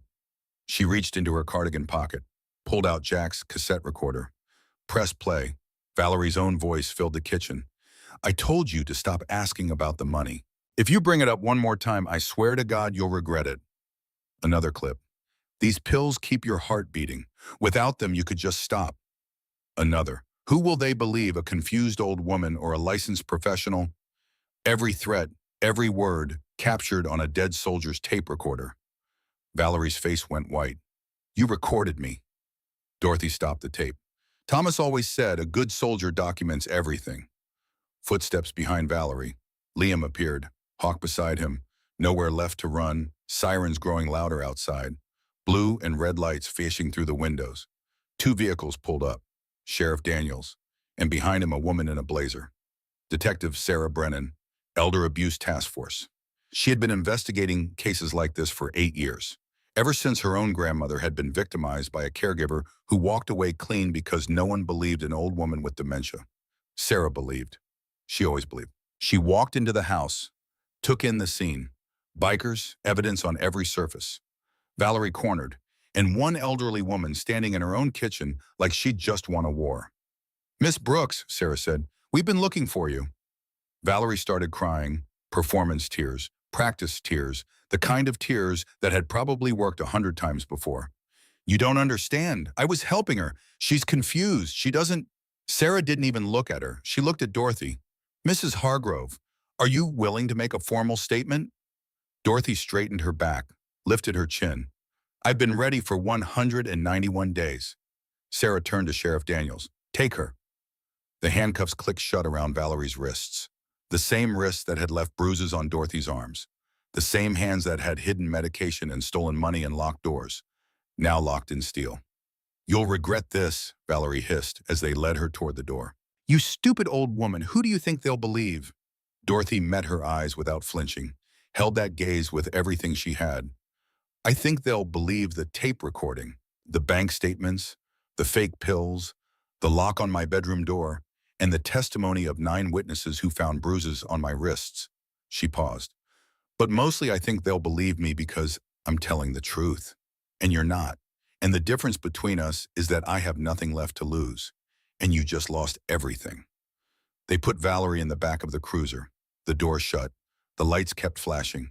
Neighbors gathered on the sidewalk, watching the woman they'd trusted being led away in handcuffs from a house where their neighbor had been held captive for 7 months while they looked the other way. Dorothy stood on her own porch. Her hands weren't shaking anymore. Axel stood on one side, Liam on the other. 9 men in leather vests forming a wall around a 79-year-old woman who had just done the bravest thing most of them had ever witnessed. Liam looked at her. Thomas would be proud, Mrs. Hargrove. Dorothy touched the wedding photo in her pocket, felt the edges of it against her fingers, felt Thomas there with her, in the photo, in the garden he'd planted, in the promise she'd kept, in the courage she'd found when everything told her to stay quiet. I know he would, she said, because I'm proud of myself, and I haven't been able to say that in a very long time. The cruiser carrying Valerie Brooks turned the corner, disappeared, and Dorothy Hargrove stood on her porch in the September sun and felt for the first time in 191 days like she could breathe. The cruiser carrying Valerie Brooks hadn't even turned the corner before Axel handed Dorothy his phone. There's one more thing you need to do, he said. Dorothy looked at the screen. A number. 10 digits copied from the old address book they'd found in her kitchen drawer. The one Valerie didn't know existed. The one with Thomas's careful handwriting inside. Iris, her daughter, 1,000 miles away and 6 years of silence distant. Dorothy's thumb hovered over the call button. What if she doesn't answer? Her voice was barely audible. She had just faced down the woman who stole everything from her without flinching. She had stood in front of 9 Hell's Angels and a sheriff and a predator in handcuffs with steel in her spine. But this, calling her own daughter, this terrified her more than all of it combined. Then you call again, Axel said, and again until she picks up. Dorothy pressed call, 1 ring. Her heart hammered. Not the arrhythmic flutter she'd gotten used to. This was different. This was fear and hope crashing into each other inside her chest. 2 rings. She thought about hanging up. What would she even say? Hi, Iris, it's your mother. The one who told you that you were abandoning us. The one who let 6 years pass without picking up a phone. The one who almost died in her own house because she was too proud to ask anyone for help. 3 rings? 4.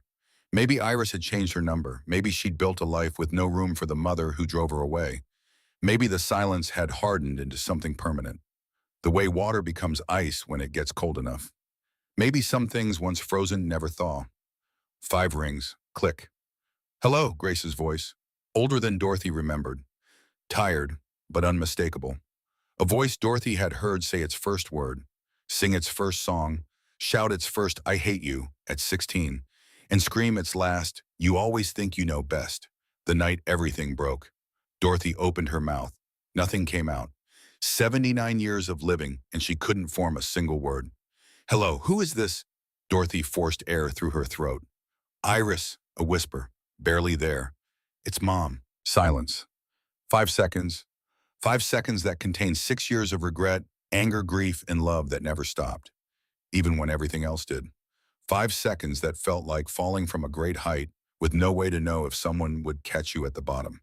Then Iris's voice cracked open. Mom. The word came out broken, shattered.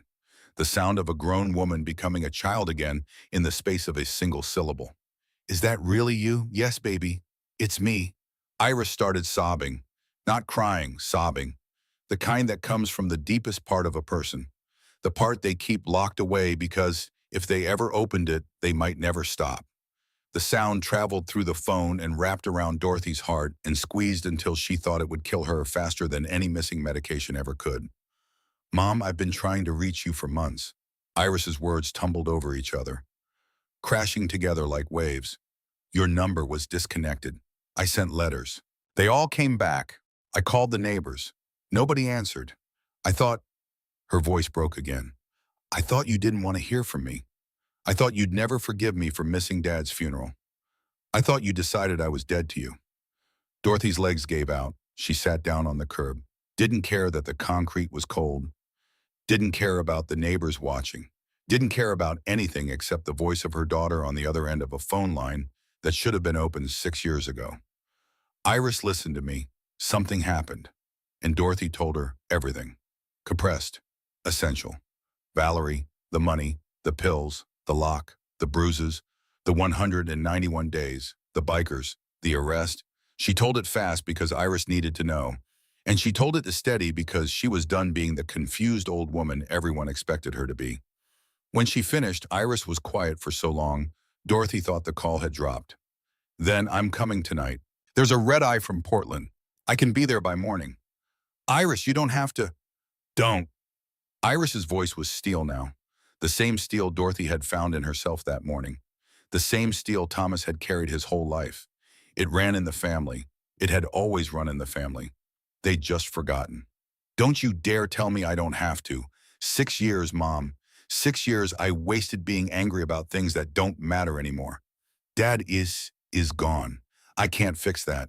I can't take back missing his funeral. But you're still here. You're alive. And I'm coming home. Dorothy smiled. Not a small smile, not a polite smile, a real one. The first in 191 days. I'll be here, she said. I'm not going anywhere. Promise me, Iris said, and the words hit Dorothy so hard she nearly dropped the phone. Because those were Thomas's words. The exact words. Promise me. I promise, baby, I promise. They talked for another hour. Iris told her about Portland, about her job at the hospital, about the ICU and the patients and the impossible choices she had to make every day, about the twins, Lily and Emma, 11 years old, Dorothy's granddaughters. The granddaughters she had never met because pride and pain had built walls higher than love could climb. They're going to love you, Iris said. I've told them everything about you and Dad, about the garden, the house. They ask about you all the time. Dorothy closed her eyes. 2 girls she had never held, never read to, never watched blow out birthday candles. 11 years of their lives gone because she'd been too proud to call first, too hurt to forgive first, too stubborn to admit that the argument about hospice and funerals was never really about hospice or funerals. It was about terror. Terror of losing Thomas. Terror of losing each other. Terror that love wasn't strong enough to survive the worst thing that ever happened to them. I've missed so much, Dorothy whispered. Then we stopped missing things, Iris said. Starting now. That night, Axel drove Dorothy to a place called Grace Harbor House, a small cottage 2 towns over, run by a woman named Teresa Morales, 62 years old, former social worker. She'd escaped her own predator 15 years ago and spent the rest of her life building doors for other women to walk through.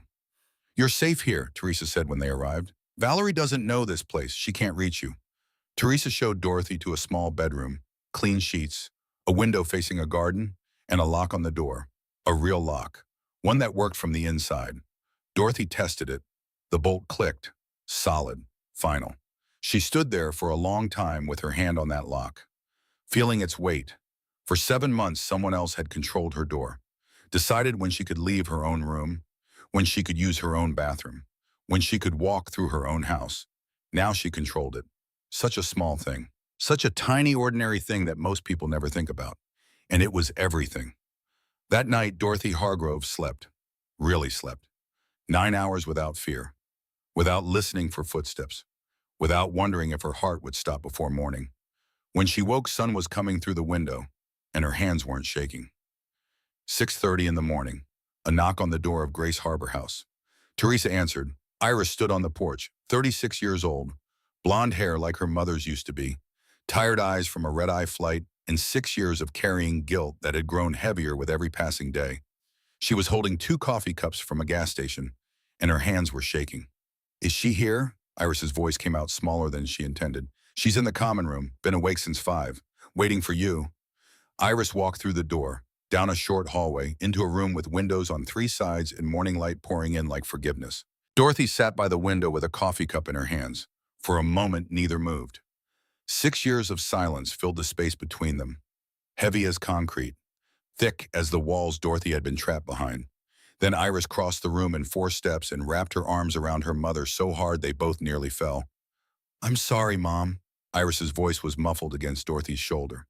For everything, for leaving, for the things I said, for missing Dad's funeral. for every single day I didn't try harder to find you. Dorothy held her daughter, held her the way she'd held her as a baby, the way she'd held her when she scraped her knees in the garden, the way she'd held her the night before she left for Portland, even though neither of them remembered that hug because they were both too angry to feel it. I'm sorry too, baby, Dorothy said, for telling you that you were leaving us, for making you feel guilty, for having a life, for being too proud to call, for all of it. They cried together for a long time. Two women who had lost each other finding their way back through the wreckage. Iris pulled back, looked at her mother's face, really looked. Saw the weight loss, the dark circles, the thinness that comes from months of neglect and fear. Her nurse's eyes cataloged everything, and her daughter's heart broke at every detail. I'm getting you a full cardiac workup, Iris said. Tomorrow, your real medication starts tonight. And I swear to God, Mom, nobody is ever going to hurt you again, not while I'm breathing. You sound like your father, Dorothy said. Iris almost smiled. Almost. Good. Later that morning, Iris set up her phone on the table. Video call. Two faces appeared on the screen. Identical. 11 years old. One with glasses, one without. Both with blonde hair pulled back in ponytails. Both with expressions that were equal parts curious and nervous. Grandma, the one with glasses, spoke first. Lily. It's us, Lily and Emma. And Dorothy's hand went to her mouth. She'd seen photos. Iris had sent them over the years. Birthday cards that Dorothy had kept in a drawer and looked at late at night when the loneliness was crushing. But seeing them move, hearing their voices, that was different. Hi, babies, Dorothy managed. We're not babies, Emma said, but she was smiling. We're in 6th grade. Mom told us what happened to you, Lily said. Her voice was serious, old beyond her years. She said you were really brave, that you walked a long way to ask for help even though you were scared. We made you something, and Emma added. She held up a piece of construction paper, covered in crayon and glitter and what appeared to be motorcycle stickers. The words, bravest grandma in the world were written across the top in block letters, surrounded by stars and hearts, and yes, definitely motorcycles. Mom said you got rescued by bikers, Emma explained. So we drew motorcycles. Lily looked them up. They're Harleys.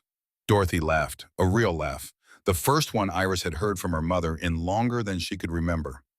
It's perfect, Dorothy said. It's the most perfect thing I've ever seen. We're coming to visit soon, Lily said.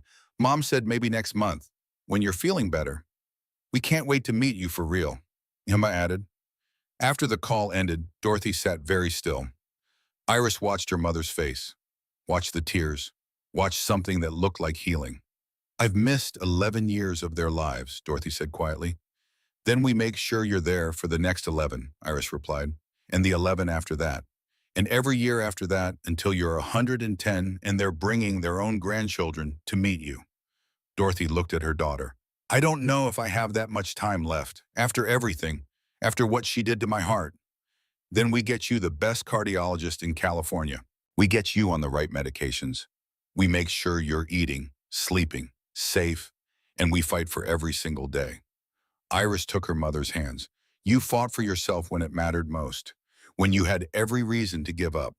You walked 6 blocks on a dying heart to save your own life. Don't you dare give up now. 4 months passed. 4 months of doctor's appointments and medication adjustments and therapy sessions twice a week. 4 months of nightmares. The same dream every night for the first month. Locked in her bedroom. Hearing Valerie's footsteps in the hallway. Swallowing pills that did nothing while her heart stuttered and slowed. She'd wake up gasping, drenched in sweat, hands clawing at the blankets. Iris would hear her through the wall, would come sit on the edge of the bed, would hold Dorothy's hand until the shaking stopped. I thought it would be over after the arrest, Dorothy said one night at 3 in the morning. I thought the fear would stop. It will, Iris said, but not on your schedule, on its own. Dad didn't handle anything better, Mom. He had nightmares every night for 30 years after Korea and never once asked for help. You're already doing better than he did, because you're letting someone sit with you.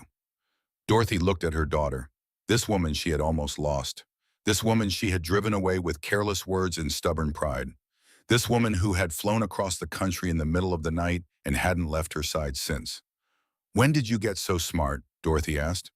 I learned it from a woman who walked 6 blocks on a bad heart to ask 9 strangers for help, Iris said. She seemed pretty smart to me. The nightmares came less frequently. 3 times a week, then twice, then once. By the third month, Dorothy could sleep through most nights. Dr. Emily Reeves was 63 years old, silver-haired, direct in a way that reminded Dorothy of Thomas. "You're carrying survivor's guilt, Doctor," Reeves told her during their 4th session. "Not just from Valerie, from Thomas's death, from the 6 years you lost with Iris, from the feeling that you should have known sooner, fought harder, been smarter." "I should have," Dorothy said. "Should have what been immune to a professional predator who had done this at least twice before, outsmarted a woman who spent her career learning how to manipulate isolated elderly people." Dr. Reeves leaned forward. "Dorothy, you didn't fail. You survived. And then you fought back. And then you won. Stop punishing yourself for not winning sooner." That conversation changed something. Not overnight, not like a switch being flipped, more like a door being opened 1 inch at a time, letting light into a room that had been dark for too long. The trial came in March, 4 months after Valerie's arrest, Kern County Superior Court. Dorothy walked through those doors with Iris on one side and Axel on the other. All 9 Hells Angels sat in the gallery. They had ridden across the state to be there. "This is what we do," Axel told Iris when she thanked him. "We see things through." Valerie Brooks sat at the defense table in an orange jumpsuit. The polished, professional, warm woman Dorothy had opened her door to a year ago was gone, stripped away. What sat there now was what had always been underneath, a predator in borrowed clothes. The prosecution laid out the case piece by piece. Bank records showing $53,000 in unauthorized transactions. Photographs of the receipts Dorothy had found in the garage. The planner with 3 names: Margaret Sullivan, Robert Kim, Dorothy Hargrove. Medical experts who testified that replacing cardiac medication with multivitamins in a patient with documented arrhythmia constituted attempted murder. The tape recording, Valerie's own voice threatening her victim, captured on a dead soldier's cassette player that still worked after 40 years, because Thomas Hargrove maintained everything he owned like the soldier he was. Detective Sarah Brennan presented the connection to Margaret Sullivan and Robert Kim. Identical patterns, identical financial drainage, identical isolation tactics. Both deaths now being reinvestigated as homicides in 2 separate states. Same playbook, same predator, different victims who couldn't fight back. Except one did. Margaret Sullivan's daughter testified via video call. Patricia Sullivan Gray, 54 years old, living in Phoenix. "My mother died in March of 2022, Patricia said. Her voice was steady, but her hands shook. "We thought it was her heart. She'd had problems for years. The caregiver, Valerie Brooks, said Mom had been declining. Said she was forgetting to take her pills. We believed her." Patricia's voice broke. Now I know Mom wasn't forgetting. Someone was withholding them. Someone was letting her die slowly while stealing everything she had. And we didn't know, we didn't question. We trusted the professional." She looked directly at the camera, at the jury. "My mother spent her last months confused and scared, and I'll never know how much she suffered because she can't tell me. But Mrs. Hargrove can. She survived. She can speak for my mother, and I'm begging you to listen to her." Robert Kim's son testified in person. Daniel Kim, 49 years old, software engineer from San Diego. "Dad's savings vanished in his last year," Daniel said. $60,000. The caregiver said he was giving it away, said his mind was going. "We thought it was dementia. We thought we were losing him to age." He paused. "We weren't losing him to age. Someone was stealing from him. And when there was nothing left to take, he died. Cardiac arrest. Sudden. We never questioned it because he was 77, and we thought that's just what happens." Daniel looked at Valerie. She wouldn't meet his eyes. "My father's last words to me were, 'I'm sorry.' I didn't understand what he was apologizing for. Now I think I do. I think he knew something was wrong. I think he was trying to tell me. And I didn't listen." When Dorothy took the witness stand, she held her head high. Iris sat in the front row, hands clasped so tight her knuckles were white. Axel sat behind her, Liam beside him, 9 bikers who hadn't missed a single day of the trial. The prosecutor asked Dorothy to tell the jury what happened. Dorothy told them everything. 191 days, every locked door, every stolen dollar, every fake pill, every bruise, every threat. Every morning she woke up wondering if it would be her last. The defense attorney tried to break her. He was smooth, practiced, the kind of lawyer who made his living poking holes in vulnerable people's stories. "Mrs. Hargrove," he said, leaning forward, "isn't it true that you have memory issues, that you sometimes forget things, that your own doctor has noted cognitive concerns in your medical records?" Dorothy looked at him, looked through him. "I'm 79 years old," she said. "I forget where I put my reading glasses. I forget the name of my mailman. I forget whether I've already added salt to the soup." She paused. Let the silence hold. "But I don't forget being locked in my own bedroom. I don't forget bruises on my wrists. I don't forget watching my life savings disappear while a woman I trusted told me I was too confused to understand my own bank account." She turned from the attorney to the jury, looked at each of them. 12 strangers who held Valerie's future in their hands. "I'm not confused," Dorothy said. "I was made to feel confused. There's a difference." The courtroom was silent. The defense attorney opened his mouth, closed it. He had nothing left. When the prosecutor asked if Dorothy wanted to add anything, she didn't hesitate. "There were two other people," she said. "Margaret Sullivan, 82 years old, Robert Kim, 77. They can't speak anymore. Their voices were taken from them permanently." Her voice cracked just once, then steadied. "Whatever happened to them in their last days? The fear, the confusion, the loneliness of being trapped by someone they trusted. They could never tell anyone about it." She looked at the jury. "But I can speak. I'm still here, and I'm speaking for them. I'm telling you the truth, not because it's easy, but because it's the only thing I have left to give them." Iris was crying in the gallery. Liam had his head bowed. Axel sat perfectly still, jaw clenched, eyes fixed on Dorothy like he was watching something he would remember for the rest of his life. The jury deliberated for 2 hours and 40 minutes. When they filed back in, the forewoman wouldn't look at Valerie. Dorothy knew what that meant. She'd watched enough courtroom dramas with Thomas to know. When the jury won't look at the defendant, it's over. Guilty, all counts, elder abuse, financial exploitation, assault, unlawful imprisonment, attempted murder. Valerie didn't scream. She didn't cry.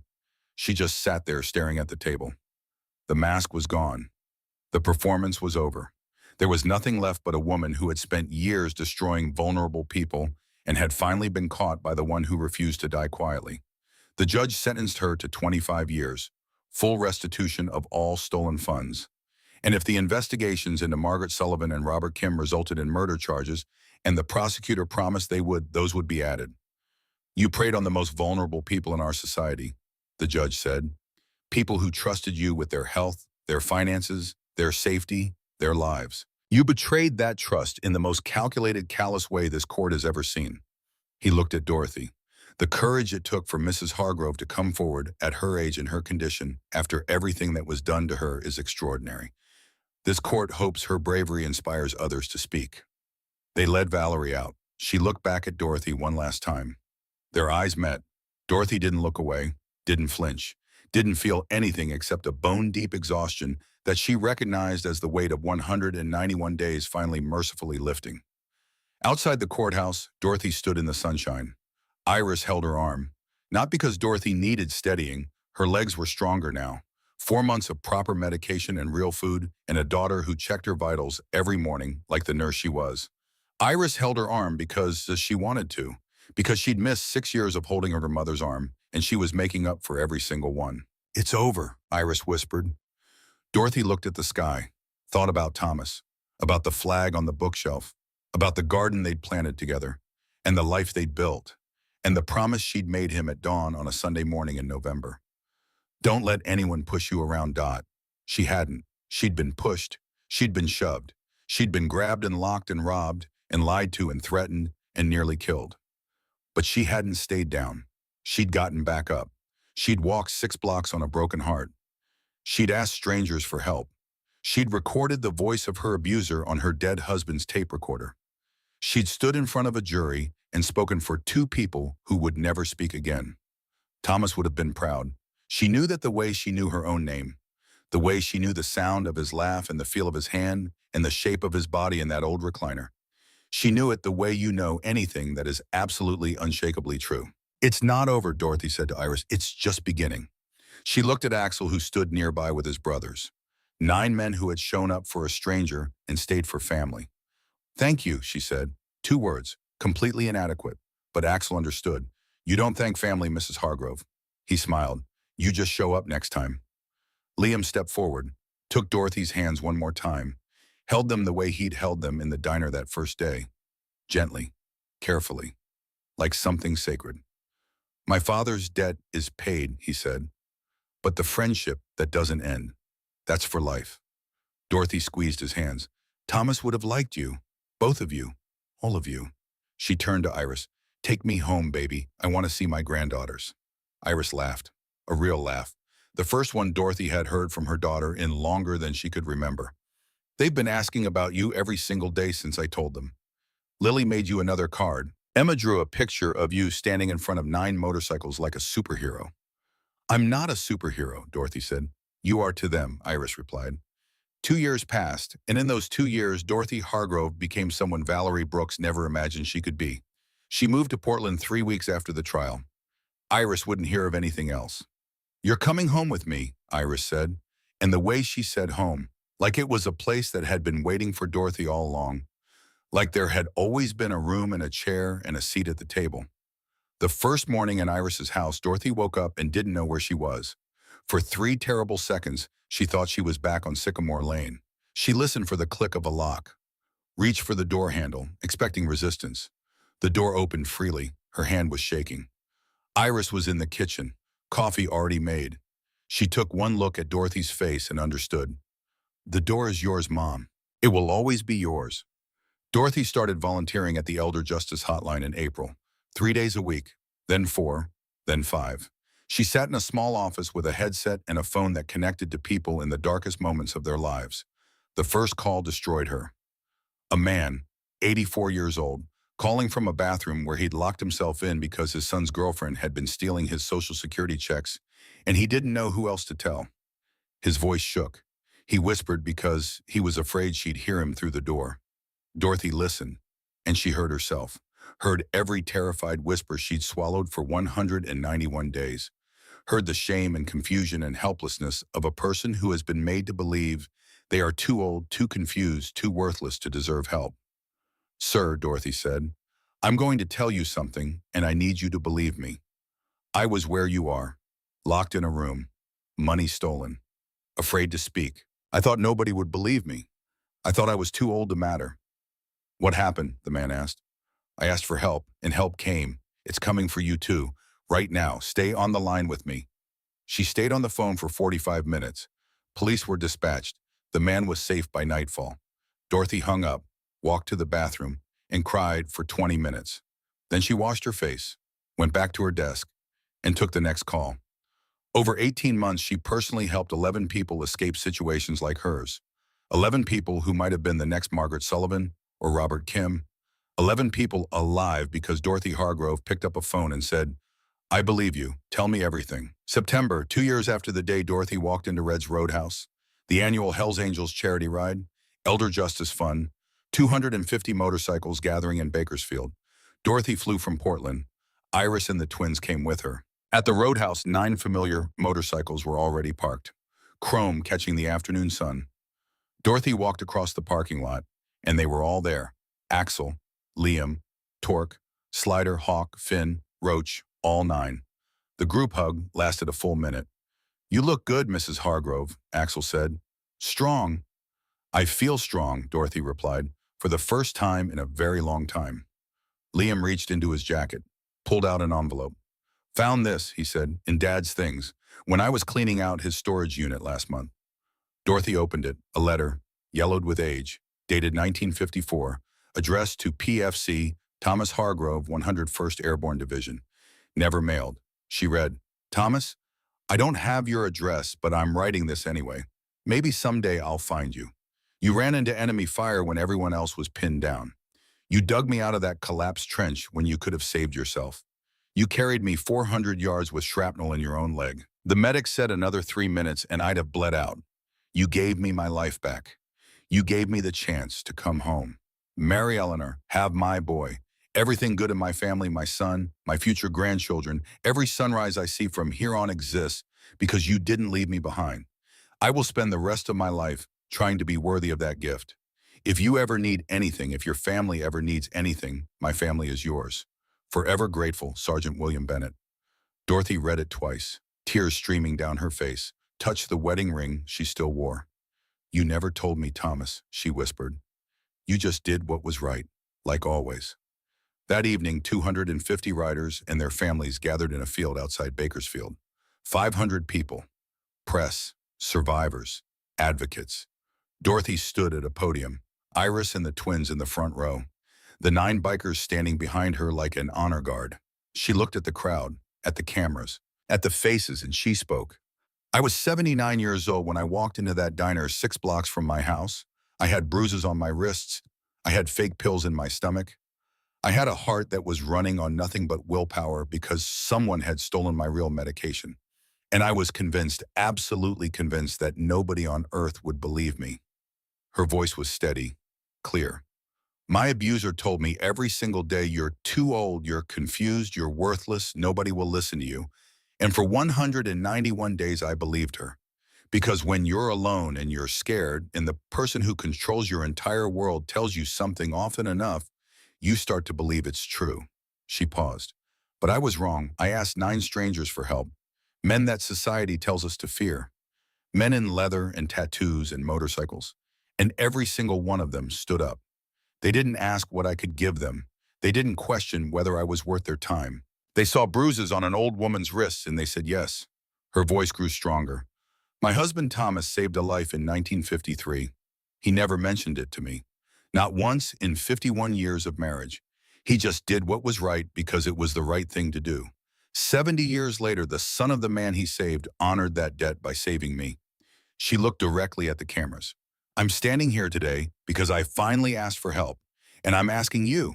If you see an elderly neighbor disappearing behind closed curtains, if you notice someone isolated, if something feels wrong, don't assume someone else will handle it. You handle it, because the next person suffering is waiting for someone to care enough to notice. Her final words. Age doesn't determine worth. Vulnerability doesn't mean weakness. And it is never too late to find your voice. It is never too late to be the help someone desperately needs.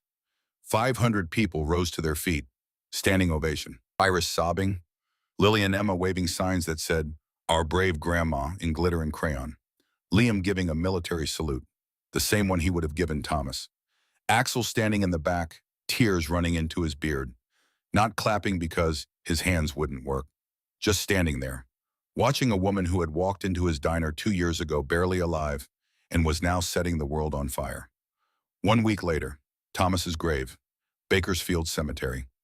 Dorothy knelt in the grass, Iris beside her, Lily and Emma helping plant a tomato seedling. Grandpa's favorite, right? Emma asked. His favorite? Dorothy confirmed. She touched the headstone, traced Thomas's name with her finger. I kept the promise, Thomas. Took me longer than it should have. But I didn't let anyone push me around, not in the end. She stood, brushed dirt from her knees, looked at the 9 motorcycles parked respectfully at the cemetery entrance. Her guardian angels. Did Grandpa really save someone's life? Lily asked. Dorothy looked at the distant horizon, at the bikes, at the men who had honored a debt 70 years old. He saved more than one sweetheart, and some debts they echo across generations until they find their way home. They walked to the car together. Dorothy with her daughter, her granddaughters, the family she'd almost lost, the family she'd fought her way back to. Behind them, 9 motorcycles rumbled to life. The sound that had once meant salvation, now meant family. Dorothy looked back once, saw them, raised her hand. They raised theirs. And then she walked forward, into the light, into the rest of her life. A life she'd earned, a life she'd fought for, a life that was finally mercifully, completely her own. The last thing Dorothy Hargrove heard as they drove away was the sound of those engines. Thunder and promise, a reminder that she was never alone, that she would never be locked behind a door again, that some debts are paid in blood and fire and courage, and that sometimes the most dangerous-looking people in the room are exactly the ones you need. Thomas had been right about that. He'd been right about everything.